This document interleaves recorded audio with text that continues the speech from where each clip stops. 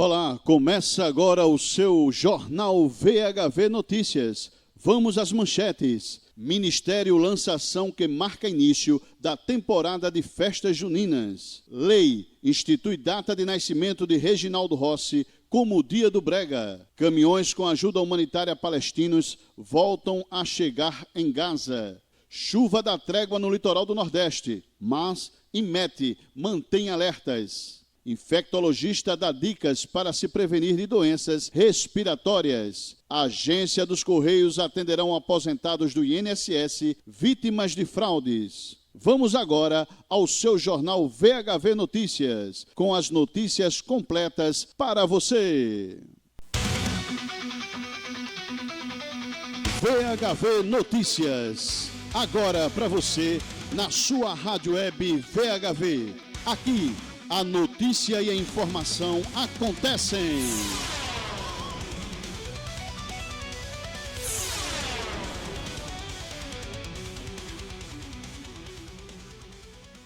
Nariz entupido, coriza, tosse, espirros e até febre são queixas comuns nesta época do ano.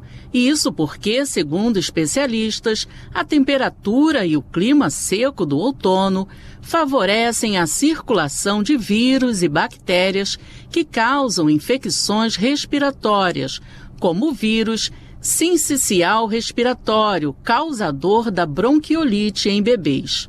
O mais recente boletim Infogripe da Fundação Oswaldo Cruz alerta sobre a circulação também de um outro vírus, o da influenza A, causador da gripe, que se tornou a principal causa de mortalidade por síndrome respiratória aguda grave em idosos e uma das 3 principais causas de óbito entre as crianças. Mas o que fazer para evitar que vírus e bactérias se espalhem mais rapidamente? A infectologista Renata Beranger, do Hospital Samaritano de Botafogo, no Rio de Janeiro, dá dicas importantes e ressalta que a vacinação é essencial. Porque a vacina, ela vai prevenir não só a infecção, mas se a pessoa pega o vírus, não fica grave. As pessoas falam, mas eu tomei a vacina e eu acabei pegando a gripe. Mas com certeza pegou numa forma muito mais leve do que se não tivesse tomado a vacina. Então é muito importante, principalmente para as crianças, para as gestantes e para os idosos. Além de manter a vacinação em dia, a especialista alerta para a importância de evitar aglomerações e não esquecer da etiqueta respiratória. Se a gente está com algum sintoma respiratório, o ideal é que não vá trabalhar, não vá para a escola, né? Mas às vezes está ali muito no começo e tudo, então assim, vai usar o transporte público, tem que colocar máscara, e se for espirrar ou tossir, sempre colocar ali, né, o cotovelo, o anteparo e a higienização das mãos, que é muito, muito, muito importante também. A médica também destaca os perigos da automedicação. Não tome o remedinho que foi prescrito. Então a mesma coisa da minha vizinha. Aí vai lá e toma aquela medicação que o médico passou para ela. Não, o tratamento é individualizado. E a gente tem que ficar muito atento aos sinais de alarme para procurar imediatamente o posto de saúde. A infectologista lembra ainda que a automedicação, em alguns casos, pode provocar reações indesejadas, algumas delas graves, e que, por isso, é importante ficar atento aos sinais e sempre procurar ajuda médica especializada.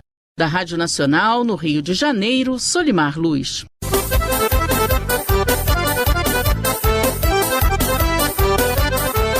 Junho está chegando e com ele as quadrilhas, fogueira, canjica, quentão. O São João anima também o turismo. E por isso, para incrementar ainda mais esse setor, o Ministério do Turismo lançou nesta quarta-feira a ação Conheça o Brasil Junino, que representa o marco oficial da temporada de forró, de danças típicas e de comidas tradicionais nordestinas em todo o país.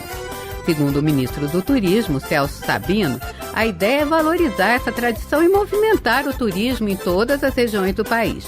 Para se ter uma ideia, Campina Grande, na Paraíba, palco de uma das festas mais tradicionais, espera receber um público de mais de 2.800.000 pessoas em 38 dias de festejos. Já em Caruaru, Pernambuco, a expectativa é de 3.500.000 pessoas em 72 dias de festa. Aliás, as duas cidades reivindicam o título de melhor São João do mundo. E para fortalecer a divulgação das festas de São João por todo o Brasil, o Ministério do Turismo se uniu à Empresa Brasil de Comunicação no projeto Arraiá Brasil, para levar os festejos a todos os cantos do país, com transmissão ao vivo das principais festas juninas. A programação da TV Brasil começa no dia 30 de maio, com transmissões ao vivo e reportagens especiais, junto com emissoras da Rede Nacional de Comunicação Pública, o incentivo ao turismo regional e a democratização do acesso à cultura nacional. Da Rádio Nacional em Brasília, Ana Lúcia Caldas.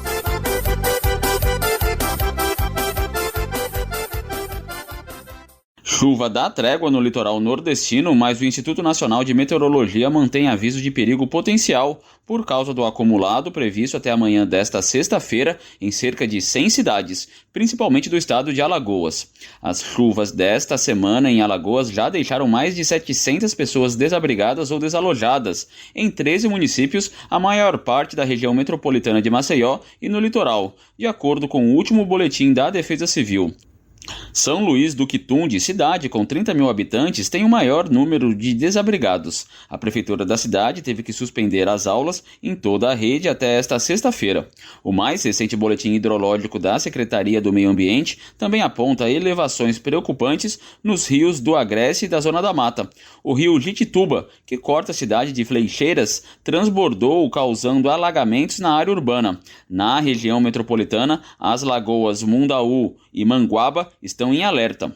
O governo do estado, por exemplo, teve que adiar eventos como o Festival Estadual da Inclusão em várias cidades do interior e do litoral. A sala de monitoramento da Prefeitura de Maceió detectou 512 milímetros de chuva desde o último sábado, ou seja, 73% a mais que o esperado para todo o mês de maio, explicou Abelardo Nobre, coordenador da Defesa Civil. Nesse momento, temos mais de 537 ocorrências, a maior parte delas por deslizamento de massa. Alguns desalamentos também já foram registrados na nossa cidade. Então, nós temos uma previsão de chuvas que vai até este próximo sábado. Então, para você que mora em área de risco, que ainda se encontra nessas áreas, procure um local seguro, casa de parentes, casa de amigos. Se não tiver uma dessas opções, ligue para o telefone 199 da Defesa Civil. Em Pernambuco, Recife retomou na tarde de quarta-feira as atividades como aulas presenciais e atendimentos não essenciais. A capital pernambucana segue em estágio de atenção. Apesar da diminuição das chuvas nas últimas horas em Pernambuco, o rio Amaragi está acima da cota de inundação no município de Ribeirão, com 30 mil habitantes. De acordo com o INMET, a maior preocupação até a noite de sexta-feira será na região sudeste. 70 municípios de todo o litoral do Paraná, incluindo a região metropolitana de Curitiba, mais o litoral paulista e o sul do Rio de Janeiro, estão sob alerta laranja de perigo por causa do acumulado de chuva previsto, que pode provocar alagamentos, deslizamentos de encostas e transbordamento de rios. Da Rádio Nacional em São Luís, Gabriel Corrêa. Duas manifestações culturais que fazem parte do cotidiano brasileiro e têm uma íntima ligação com o estado de Pernambuco foram reconhecidas pelo governo federal por suas importâncias na identidade do país, a música brega e o Carnaval de Pernambuco. Dia 14 de fevereiro foi instituído como Dia Nacional do Brega. A data remete ao nascimento do cantor recifense Reginaldo Rossi, conhecido como o Rei do Brega, que faleceu em 2013. A lei, já publicada no Diário Oficial da União, surgiu a partir de um projeto de autoria do deputado federal pernambucano Pedro Campos, do PSB, que destacou a importância econômica desse estilo, que movimenta uma cadeia produtiva fundamental para as periferias urbanas e rurais, principalmente nos estados das regiões Norte e Nordeste. A instituição da data tem como objetivo dar voz ao movimento, impulsionar debates e expandir ainda mais o fomento de políticas públicas que coloque o brega e toda a sua cadeia cultural e econômica em lugar de destaque no cenário nacional. Outra lei, também já publicada no Diário Oficial da União, reconhece o Carnaval de Pernambuco como manifestação da cultura nacional. O título valoriza ainda mais o conjunto de manifestações culturais que dão identidade ao Carnaval pernambucano. Algumas expressões que materializam as tradições do povo brasileiro durante a festa de Momo são o coco de roda, o caboclinho, o maracatu, os papangus, os bonecos gigantes de Olinda, além dos blocos que são referência da folia no Brasil, como o Galo da Madrugada e o Homem da Meia-Noite, e do ritmo singular do frevo. Lembrando que algumas manifestações carnavalescas pernambucanas já detêm o título de Patrimônio Cultural do Brasil pelo Instituto do Patrimônio Histórico e Artístico Nacional. O frevo, o maracatu nação, o maracatu de baque solto e o caboclinho. Além disso, em abril do ano passado, blocos e bandas de carnaval haviam sido reconhecidos oficialmente pelo governo federal como manifestações da cultura nacional. Da Rádio Nacional em São Luís, Madison Euler. A marcha em defesa dos municípios termina nesta quinta-feira em Brasília. Os mais de 3.000 prefeitos participantes vão apresentar uma carta com as principais pautas e reivindicações. Os pontos prioritários são parcelamento de dívidas com a Previdência Social, mudanças na reforma tributária e compensação para municípios na reforma do imposto de renda. Após aprovação, a carta será enviada aos poderes executivo, judiciário e legislativo. A principal cobrança envolve mudanças na proposta de emenda à Constituição conhecida como PEC da Sustentabilidade Fiscal. O texto está na Câmara dos Deputados e trata, entre outros pontos, de débitos previdenciários e de precatórios. A Confederação Nacional dos Municípios defende o uso de regras previdenciárias da União, o IPCA como indexador para a correção da taxa de juros das dívidas do INSS e o refinanciamento de débitos com a União, além do aumento do limite da receita para pagar os precatórios e ainda um índice de até 4% para a correção da taxa de juros.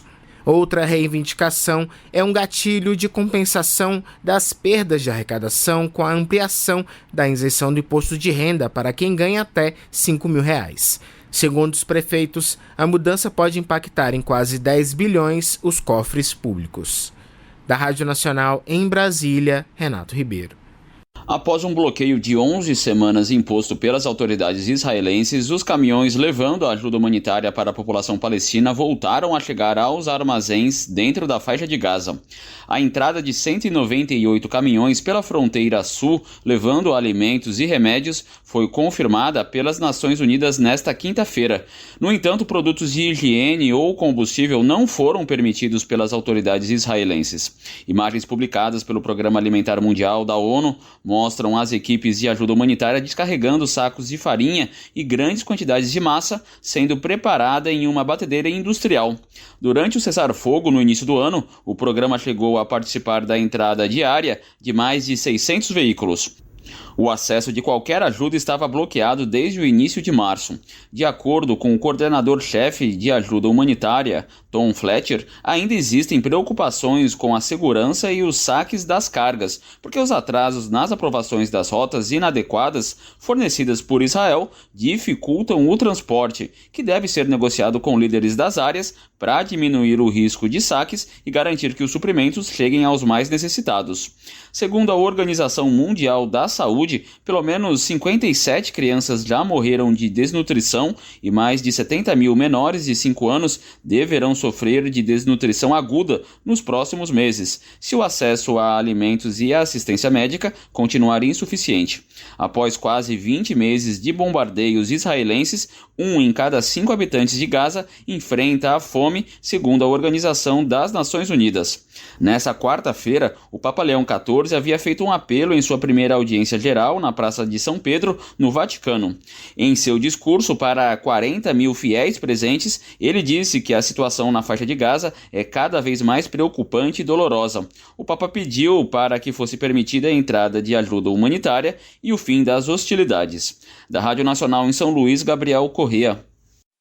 A partir do dia 30 deste mês, Os Correios vão fazer o atendimento presencial de aposentados e pensionistas do INSS que tiveram descontos irregulares no contra-cheque. O ministro da Previdência, Volney Queiroz, fez o anúncio em entrevista coletiva nesta quinta-feira. A medida mira cerca de 2 milhões de segurados. 98% dos acessos ao INSS são feitos pelo 135 e pelo meu INSS, mas tem esse contingente aí de aproximadamente 2 milhões de pessoas que procuram o atendimento presencial. E é para eles são o foco desse movimento que nós fizemos, dessa parceria com os Correios. Segundo o ministro, mais de 4.700 agências dos Correios, em 76% dos municípios brasileiros, vão fazer esse atendimento. A pessoa só precisa levar um documento de identidade. No local, o atendente abrirá o sistema na tela para a pessoa consultar se teve desconto ou não e decidir se pede o ressarcimento ou não. Os Correios se somam aos outros canais de contestação que vão continuar funcionando. O presidente do INSS, Gilberto Valer Júnior, afirmou que dos 9 milhões de segurados que foram avisados de descontos indevidos, mais da metade já fez a consulta pelo aplicativo e site Meu INSS e pelo telefone 135. 5.300.000 já acessaram esse aplicativo, já tiveram ciência dessa informação. E 1.900.000 já decidiu se ele autorizou ou não, iniciando o processo de contestação daqueles descontos feitos na sua folha. Até às 9 horas desta quinta, 1.873.000 pessoas pediram a devolução do dinheiro. 40.200 reconheceram a autorização de desconto. O INSS alerta os segurados para tomarem cuidado com golpes. Nem o Instituto nem os Correios entram em contato por WhatsApp, SMS, e-mail ou fazem ligação telefônica para o segurado. A recomendação é acompanhar as informações e fazer comunicação somente nos canais oficiais, como o telefone 135 ou o site gov.br/INSS. Da Rádio Nacional em Brasília, Gabriel Brum. Rádio Web VHV, a rádio da notícia e da informação.